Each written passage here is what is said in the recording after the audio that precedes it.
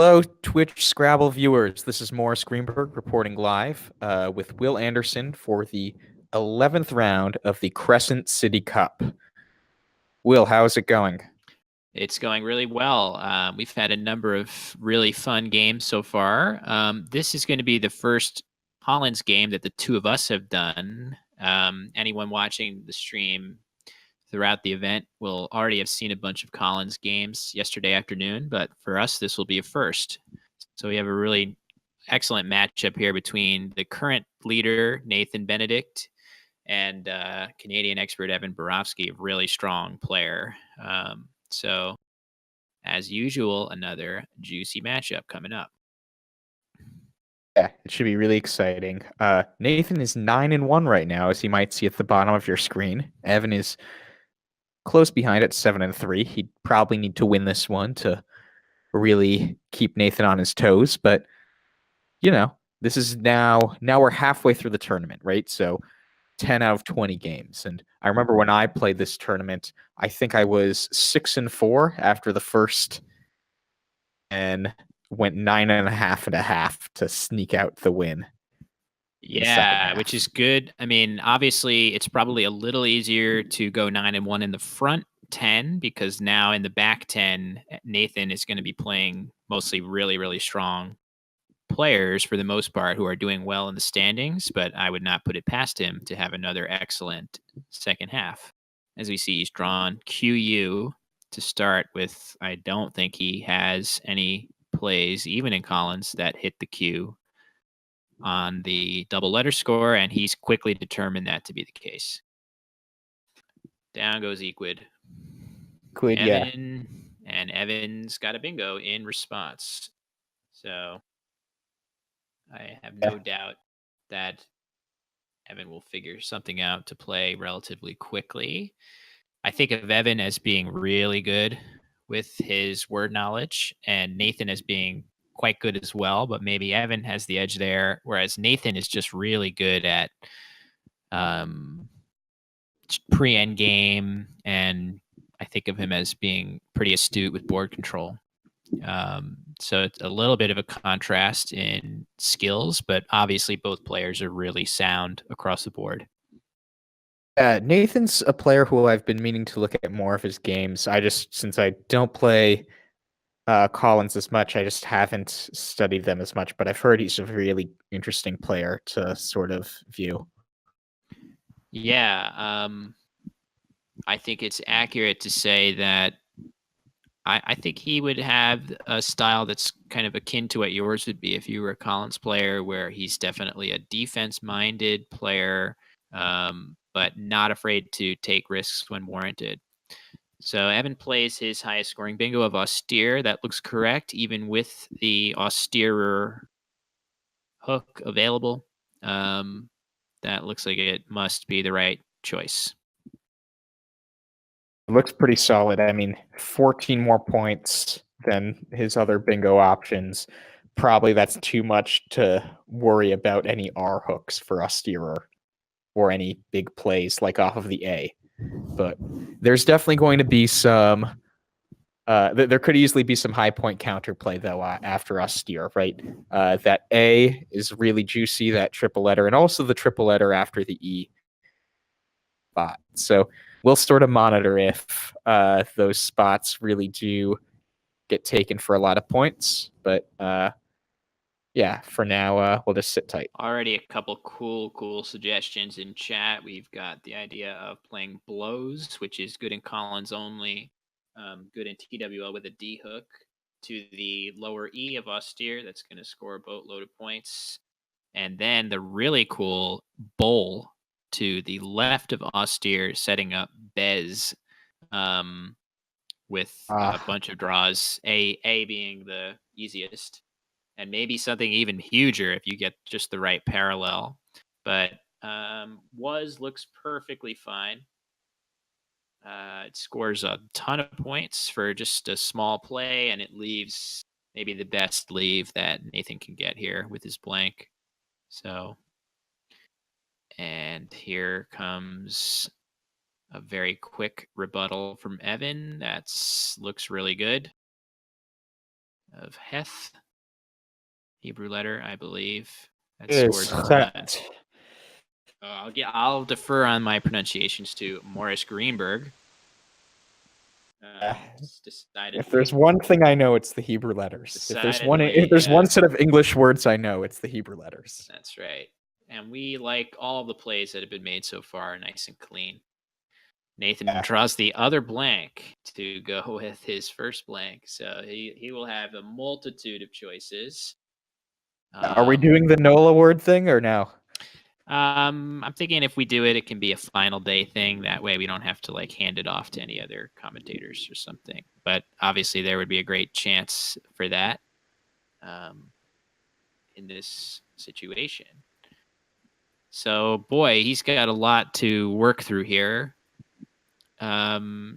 He has at least one double-double that I see through the eye of, well, we'll give that away in a minute. But then he has to decide whether he wants to do that over a play to the triple, which there must be a ton of plays, like I see in the chat, Abalone, that would play with aha. I see one double-double as well, although you probably can see more bingos than me. It's always tough with two blanks to find all the bingos, but Will, if you've seen him on Aerolith, the sort of quiz site for a lot of Scrabblers, he is incredible at the blank bingo challenges. Well, thank you, Morris. I agree with you. There have been some comments throwing some shade at you saying you're a narcissist. So haters gonna hate, but obviously Will's not a hater of himself, surprisingly. No, actually, it's relevant to this game because one of the few people who seems to routinely score better than me on blank bingos, on Collins at least, is none other than Evan Berofsky, our competitor here. Multiple people in the chat are also pointing out that if we are looking for the NOLA word, abalone, that's true. Yesterday as well as a NOLA word. Yeah, amazing. That word has come up a couple times. Yeah, so the double-double that I'm seeing is Brassiola. That was the same one I saw, yeah. So that would score 82, whereas Abalone and other plays down the O column hooking aha looks like they score in the high 70s. Is there anyone that hits the double letter score not with a blank, right? So like Abalone. Yeah, as a blank E. For that double letter score. How about 3 more points? How about Abulia? Yep, that would do it. So that would be 80. So if he sees Abulia, it would actually be interesting, right? It's a 2-point difference between Brassiola and Abulia. You might want to sacrifice the 2 points to not only limit the triple, but also that juicy E on austere where like you can get good X plays, things like that. Yeah, which it just looks much better for the reasons Morris just described, to take a small point sacrifice. I mean, there's just so much that can go wrong for you after Brassiola. Just a really big play that goes down from the E through aha, that could hurt really badly. And then also parallel to austere, you take all of that out pretty much. Just by playing for a couple fewer points. So I am in Nathan's shoes. It's definitely a good idea to take a good long think about this with 2 blanks. There's really no reason not to be deliberate and go through all of your different options of where to play. He's probably looking for overlaps that go a little bit further down the O column than just with the aha hook, which is well worth looking for. But we know from our privileged position that there are no such plays. And actually, one other key thing is if we look at Evan's rack, the implications of the 2-point sacrifice is really magnified, right? Could have impanel and ahi. Well, look at that. I'm a little surprised.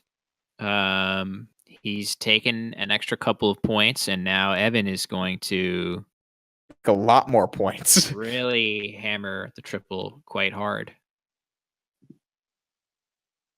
So so we've seen a few times today players taking fewer points position. In this case, they didn't, and in this case, we're seeing some of the it's going to potential be downside. maybe, I don't know, like more than 20 points more for Evan for just a 2-point, what would have been a 2-point sacrifice for Nathan. So he's working out maybe in the low 20s worse in this particular situation. And I think in many, many other situations too, enough so that I would have preferred to see something like Abulia go down, even Abalone probably. So Nathan presumably thought that he would be in brief command of the game again, but Evan has snatched that right back from him. He has somewhat of a promising rack there. At the very least, he has him paneling. Kind of funny. That is true. That is a just drew very that right out of the bag, ing. So we'll see if he spots that. It scores quite nicely.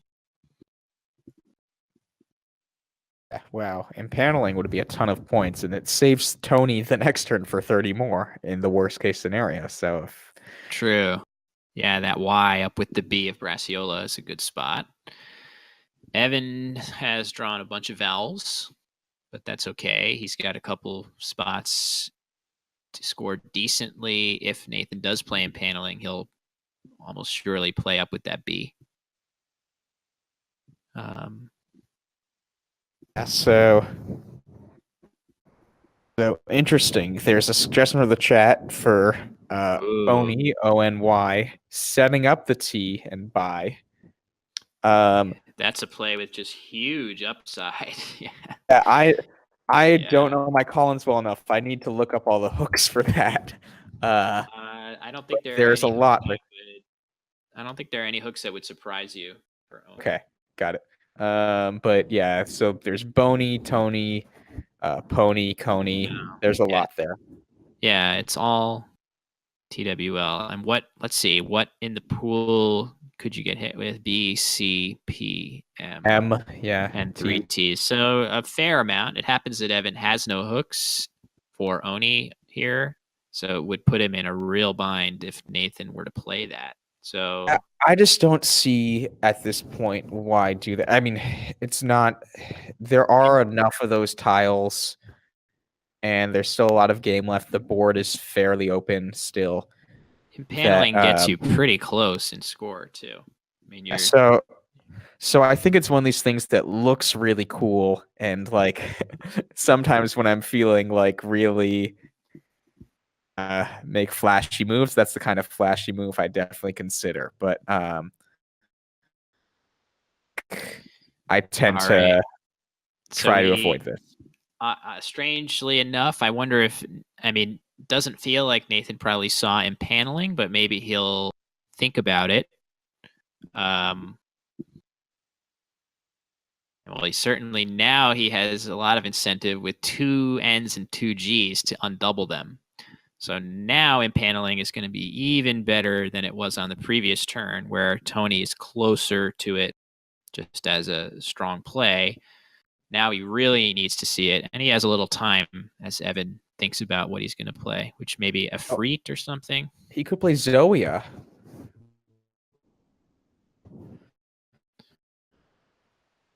Zarf, huh? Zoya, right? I think I would prefer a Freet to that T just to burn through a few more of those letters, but I don't know. What about Zoya? Let me look at it. Zoya is okay, I guess. It doesn't really open much. It's kind of hard, actually. Well, I don't know. 3-tile plays. Zoya is actually going to work out well for him, even though sometimes it would be a disaster with Nathan having the X, but it's not going to be in this particular situation. You could even just use Zoa, I guess, if you don't want to be quite as risky there. Oh, that's okay. Or if you want to undouble, ZEA is also a word. Right. Interesting. Yeah, those look considerably better than the play I suggested, just for keeping such a better leave. I'm sure in a vacuum that Zoya is the best equity play, but it does look like, given that EE and EA are valid, you can really just give up a lot of points on parallels under there, with the A one space above a triple word score, which is going to make AY, AX, AW, AM. There's a lot of stuff that hurts.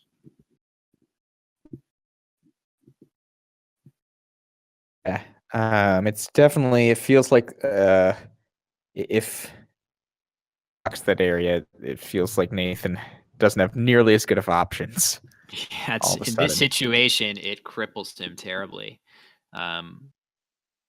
If I were going to play down there, I wonder, would I have the courage to do Zoya, just knowing that the game's close enough that an X bomb is just going to swing the whole thing? Are there any other X spots on the board that, no, I don't know. I don't know. Maybe Ray Z he could also do, I guess. Oh, Ray Z, huh? Well, that has an advantage of using 3 vowels and 1 consonant, but it seems like you could be opening up Pandora's box with that. I agree. I Or agree. That seems very interesting, very defensive move, just to cut off any further movement from that T to the left. Oh, and there's paneling immediately, so Nathan's seen it. I wonder if he saw it with Tony, or if he just needed a little extra time to think of it, because now it just went down instantly. I'm gonna guess he probably didn't see it on the Tony turn. I mean, if he did, it quite see what makes Tony so much better than impaneling there. Well, just ing is certainly going to hit a lot, although it's not a great board for it, because ing words don't really play to equids in a good way. They would play through the E of equids, but it's not a great ing board. Okay, so impaneling does go down. Good job by Nathan to see it, even if he needed a slight delay. I think he didn't really lose much equity playing Tony anyway. So now Evan's feeling a little more heat, but if he can just get some of these clunky letters off and leave something decent, he can be thinking about getting a bingo soon. Where could he play something like FEY for, like, where it would make sense to do that? I'm not sure. I see F. Right, just playing the E and the F off of Braciola. Yeah, Avise. Oh man, that would have Avise Yep. AVYZE through the Z, attacking that S on. If impaneling had not gone down, would have scored an absolute truckload of points. So Oh, yeah, Evan. and Avises was blocked too. Right, that's what I'm saying. He can still play the singular, but had impaneling not gone down, he would have scored a ton. Yeah, Avise. That's, I mean, among the best leaves that you could get here would be something like EFS. You're not going to get rid of F, V, and Y in one move. So if you can only get rid of 2 of them, VY is probably the best pair. It does give completely unfettered access to the triple back. So that can't be something he likes, but assuming that he can just get a bingo down shortly thereafter, it could be a gamble worth taking. I think I might like that. So I think either Avise or F next to Braciola either seems reasonable here. F looks much more looks much less foolhardy or aggressive, whichever word you want to choose, than Avise. The leave isn't as good, but at least it offers some scoring pop with the V and the Y if Nathan were to open. Good suggestion for Nathan's next turn would be the Collins word of Geber hooking austerer. That's going to score a ton and also set his X up. It's lovely. Yeah. Really nice find. So, yeah, he does play EF, which doesn't really surprise me given his play of Aura. I think he's not really feeling emboldened to make opening plays, more so to kind of hold his lead and wait. And ooh, I think that's a missed opportunity for Nathan to just play Burr. Geber scores a lot more and has a really high upside with that X spot. Yeah, it's interesting. I wonder what the sort of thoughts are. It could be that he thinks Evan is fishing, right? Evan has kind of made a few short plays in a row. Maybe, but are you really opening up anything that's that scary with Geber with that G out in space? It's not really. Yeah, I don't think I'm not sure. I mean, that line is very unlikely to give anything new to Evan that didn't already exist with Equids. Yeah, I think that's fair. And one thing to point out that even though the board right now is a bit closed, right, there aren't that many big spots. This is a ton of potential inside the board's been used this game. Literally, the left-hand side has not been used at all. And so that means there's a ton of space left to put bingos down, to make big plays. So in a lot of the games that is amazing. Yeah, look at that board. So, right, in a lot of games, like in the last game where we saw Josh Sokol make one play to sort of ruin the last bingo line, he could do that because the board was already really spread out. And so this is a board that, even though it doesn't seem like there's a lot of big plays, it could all change in a hurry. With that, Evan is going to continue to play on the right side of the board, not giving up anything else. They might have had an agreement before the game. No plays on the left side of the board allowed. I don't know. And under the table handshake or something? I don't know. So Evan plays AYE for 26. He did have Ya and Orca available on the top part of the board for 5 fewer points, but keeping his E. There's not too many E's left. So there might have been some merit to that. And here we have Nathan with UX. Had he played Geber, he'd probably be playing Tux for a ton of points right now. Instead, he's playing it for like 20. Yeah. So but yeah, given the situation though now, it seems like Tux makes sense. Yeah, he's got to leave that somewhat warrants opening. Although again, would like to see an easier place for NG to go down on this board if you were to even draw a Y. Sorry, an I should say. But yeah, it's there. It certainly looks like Evan is a little bit closer to a bingo than Nathan is right now, but that could just change with one draw, really. Yeah, and so this is interesting situation. So Davids is a lot of points, right? 35 points that would hit the triple the board a lot. So he could maybe elect to do something like Tav and Vex. Yeah, that would be pretty interesting to continue to just. I mean, he's been taking that tack to this point where he's not been opening when he doesn't have to, and instead playing inside. So it feels like thematically, it would make sense to see him play Tav and Vex as you suggested, and I kind of like that. I kind of like that play. It's all of a sudden that opening from Tux becomes now very closed and difficult to see bingos going down after that. And he still has a pretty solid size lead. So I mean, after Tav, you basically have 2 7 lanes left, right? One which will be on row 6 and one which will be on row 10. Make 2-letter words, two 2-letter words after Tav. So would be a really interesting play, but it looks like he's going for Davids. And so yeah, we'll sort of see how this works out. He's changed course a little bit.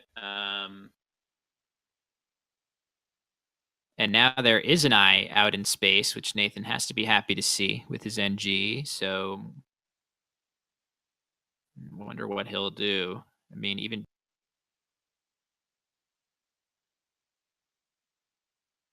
just in where could he play short that leaves him something good? I mean, I'm not seeing anything great with Kex. There's nothing that quite Pause, POZ. Oh, that looks pretty good.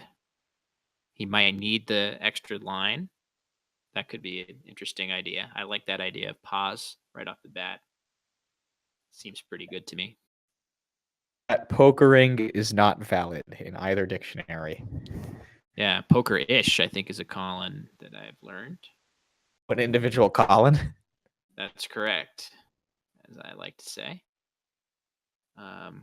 Seems to be catching on. I've seen more people referring to individual words in CSW as a Colin, so I'm very gratified. Not that it's all due to me, but I just like that that's catching on. It amuses me. Yeah, pause. I mean, it would be nice. You could play KOAP, cope, through the A of Davits, leaving a little bit better of a leave to hit the I, but then by the same token, it's much likelier that Evan will do something to block it, and then you have no real great options. So maybe pause is the way to go over that play in the long term. I mean, I might actually, if you're getting rid of the KOP, I might prefer cop and per off of the ER, off of F and Braciola to keep those 8 lanes available. So Nathan instead is playing a little longer Porking? and plays porking. I think. I wonder if he just doesn't feel like any of the fishes are that high enough upside.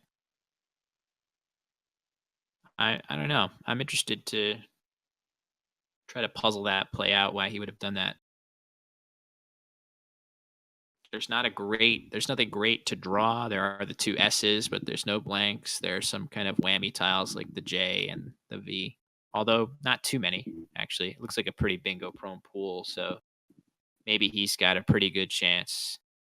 Well, he did draw the J, so. Yeah, porking was interesting. I have to think about that.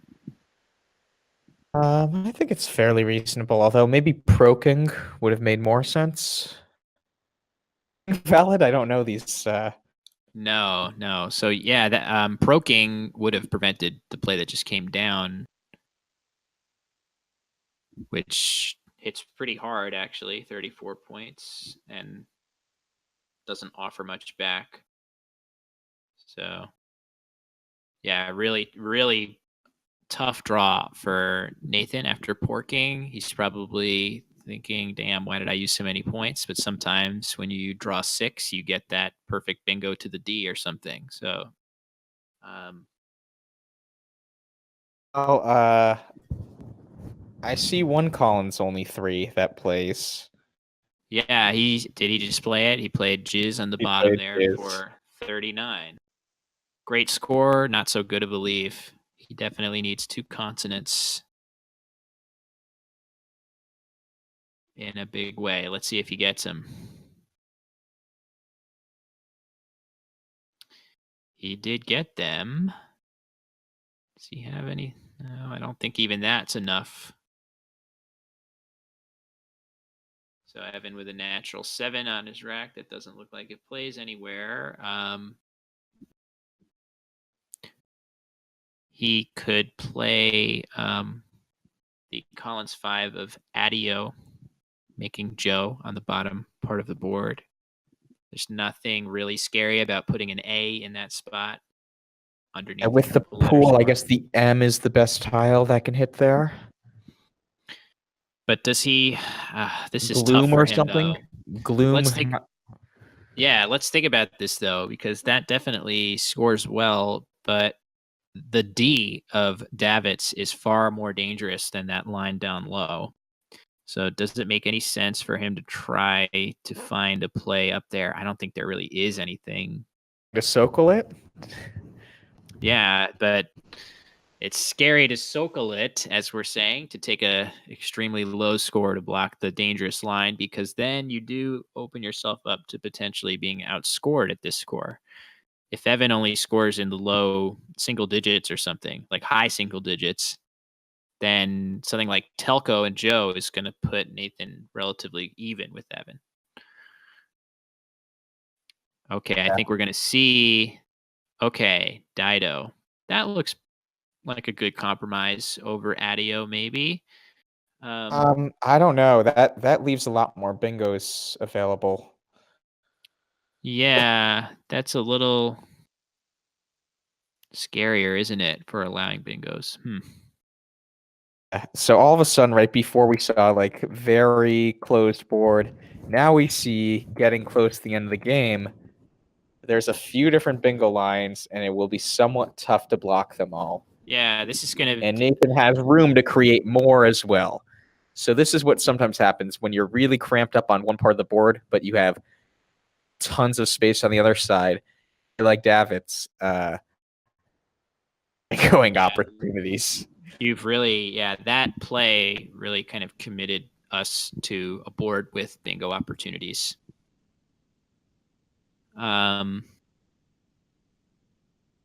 Just because, yeah, as I saw in a previous comment, Lord Livgen, that's very important. Really good observation. The V of Davitz is the real culprit. Putting that V there really makes it impossible to close things down conclusively the way that you could with a parallel play on top of or below Davitz if you had a different letter than the V there. So I wonder if that was some of the motivation behind porking, because it's not just the V, it's the K too with that. yeah, just protect the D, make it just really difficult to be able to block that and still score any any points at all. So if that was Nathan's logic for porking, really nuanced and really smart. I would not put that past him. He has a good instinct in that way. So what's he gonna do here is the question. He has And so how many are TE in the lined up. bag? We have 10 in the bag, it looks like right now. Right. So yeah, so 10 in the bag right now. He's within one bingo, so he only needs one bingo to win. So he can take probably 2 turns to sort of is kind of in needing to bingo situation. But he definitely wants to start grooming towards that at least if he can't score a ton this turn. Interesting. He opts to just take probably the most points that he can get here and play Cole, which puts him 30 down. That's okay. His TEE leave meshes very well with the D and should give him some sevens on top of Dido. The pool is actually very bingo prone. There's very few high point tiles left, just the V really. Yeah, So it should be interesting. He's got a good chance to draw something. Has he done it? Yeah, and the other thing about plays that score more is it puts more pressure on Evan, right? Evan can't afford the luxury of blocking a ton because he doesn't have enough of a cushion points. Yeah. Also might be part of the logic for Nathan's point of view is I need to make plays that but also make it so my opponent can't just block my bingos. Yeah, this is a brutal situation for Evan. It's tough to be in situations like this where pretty much there's very little you can do other than hope that Nathan has missed in every spot. He can try to block something somewhere, and then the problem is that I just wonder how he can do that in, like, if he plays on top of Dido with something, I don't even know what. Nathan can just dump a tile and reopen another lane on top of it, the way we saw Jackson do in round one. So I just don't know what he can do other than just keep scoring as best he can with something like Syria from the sea and ensure that he'll win every game where no bingo goes down. I'm wondering, he could try to do something like via, right? If Oh, Nathan that's interesting. Yeah, that at least blocks blocks the the A A. and gives him a good leave, and so that gives him bingos sometimes. But also, if Nathan has the low point tiles and doesn't have the V, and Evan draws the V, all of a sudden, big play. Now, I'm not sure about that because if Nathan has the V right now, then you're just giving Nathan a non-bingo play that puts him back in the game. But Yeah, something tough. like that, where he kind of fishes as well, throws the gauntlet right back at Nathan. It's a very interesting idea. And just for the record, Via actually takes an E in Collins, so VI would probably Right. be even better to get an extra E Yes, off maybe VI. and potentially prevent. Well, it's not going to prevent very many, given that EE is good. Pretty much every V play is still going to go down. But yeah, nevertheless, it could be an interesting idea. Yeah, so I don't think it makes sense actually to take the points with something like Saria. I think you actually want to make a play that puts you in a good bingo situation as well.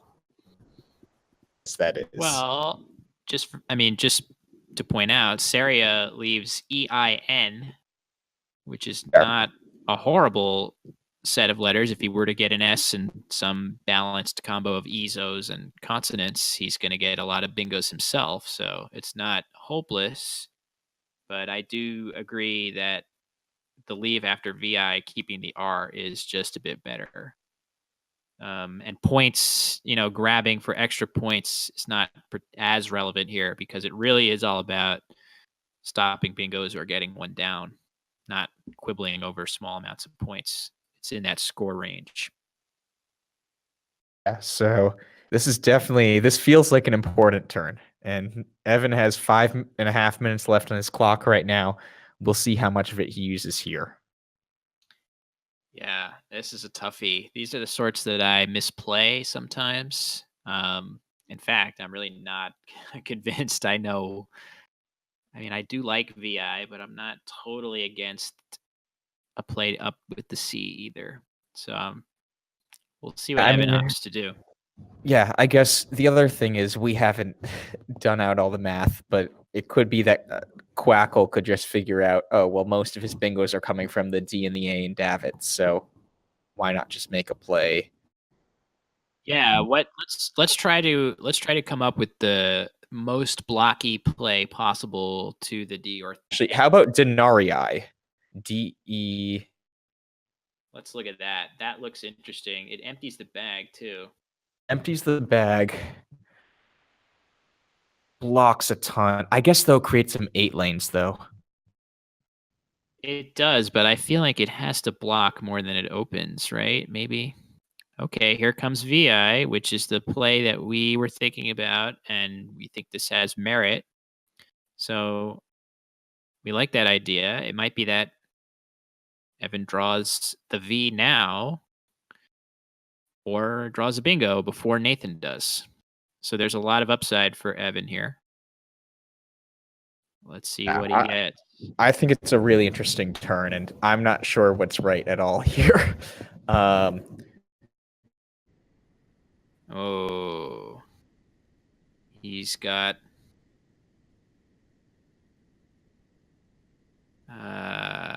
Marinos at least on the bottom part of the board, and then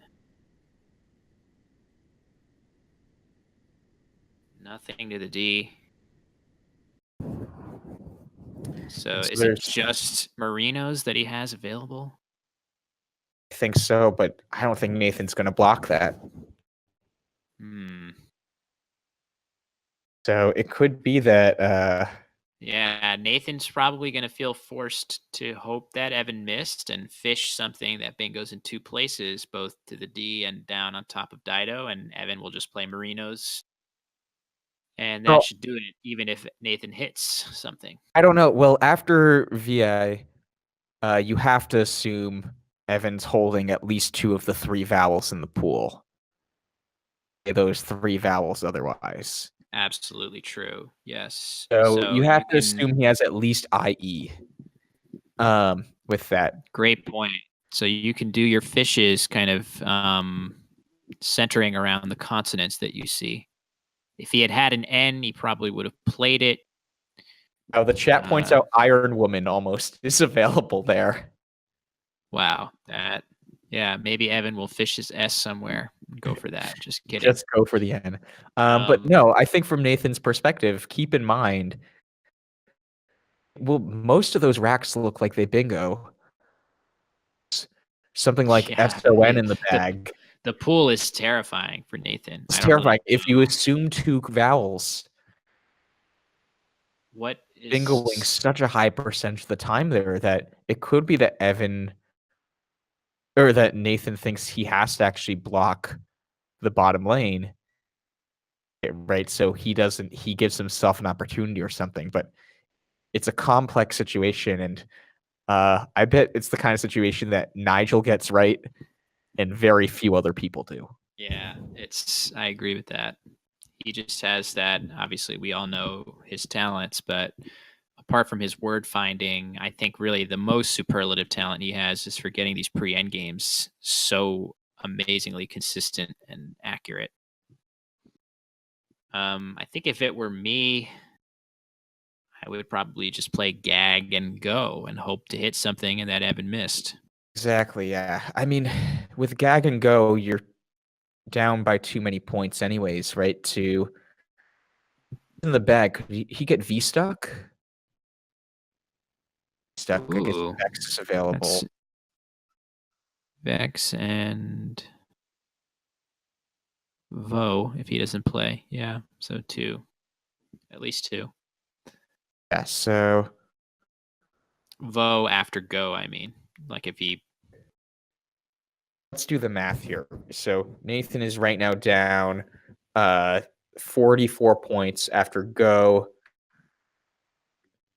limited to only 26 points. And Marino's is going to score less than Bingo's if Nathan hits one that end in D on column A. So if there's like 5 to 10 more points from the Bingo exchange, plus 8 more with the V in the bag,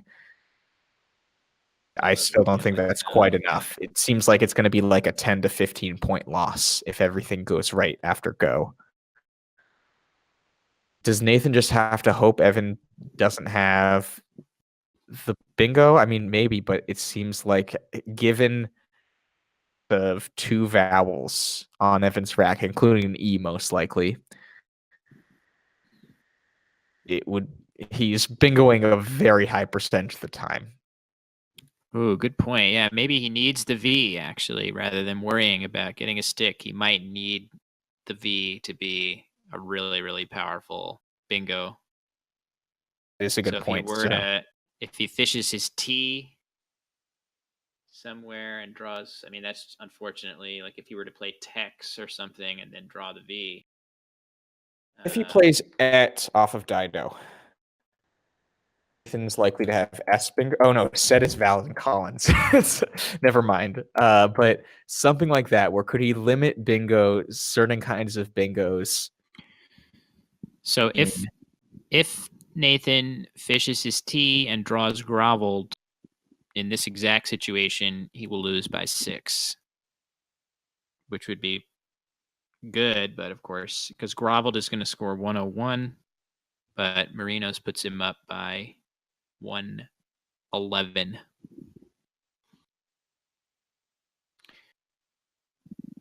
So I'm wondering. It seems like the groveled fish would make a lot of sense. I think the other thing he could be considering is there some way to make a play on row 14? Doesn't hurt my chances of bingoing that much, but could hurt Evan's chances of bingoing. Yeah.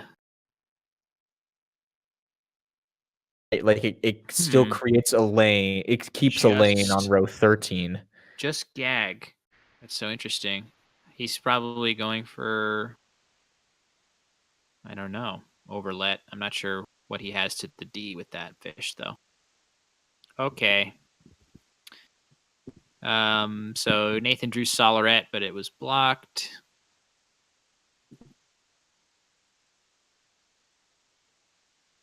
And I'm not sure if he's going to have anything.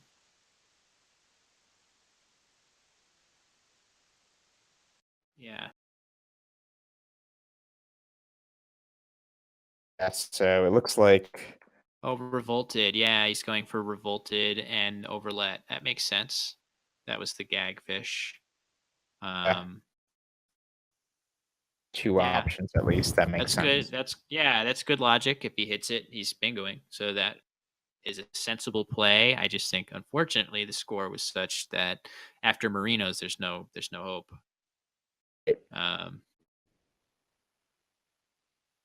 So this was a well-fought game, though. Definitely a lot of interesting board positions. I think we disagreed with some of the plays, paneling at first was one, Jeeber was another. Yeah, I think both players and maybe even had. Javits to some extent. Yeah, both was- players had one move that I would take back with perfect knowledge of all the plays, and that would be Burr for Nathan. That was a really big difference from Gieber. He would have gotten a huge X bomb as opposed to just tucks. And then for Evan, I think we didn't love throwing things so open with Davitz right there. Davitz and Dido right after. Yeah, the two combined, I guess. And he had a couple of moves like Aura and F and EF that we didn't mind them because they were kind of a consistent defensive approach, but there were other candidates on those plays as well, but I wouldn't consider them to be mistakes. So I agree. Well played.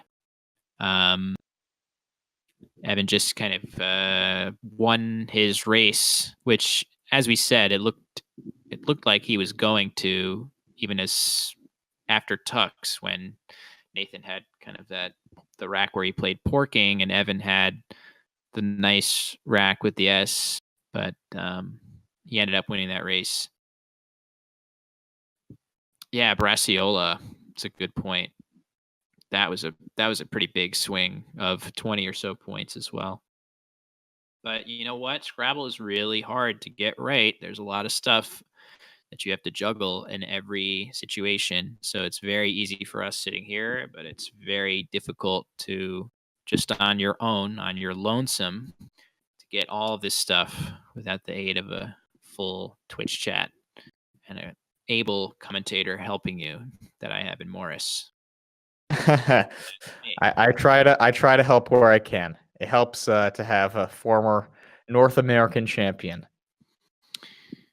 Well, thank you for that. Sometimes it's hard. It feels when I'm sitting in a game and I have no clue what to do, I don't think very much that I'm the former champion. I just think that Scrabble is too hard for me.